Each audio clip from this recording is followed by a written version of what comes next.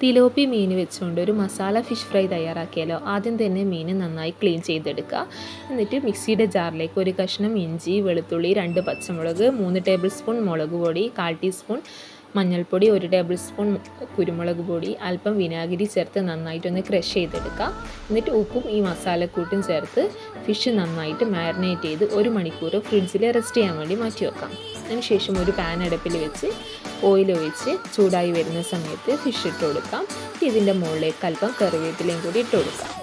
എന്നിട്ട് ഒരു സൈഡ് മുരിഞ്ഞ് വന്നതിന് ശേഷം നമുക്ക് തിരിച്ചിട്ട് അതേപോലെ തന്നെ ആ സൈഡും മുരിച്ചെടുക്കാം.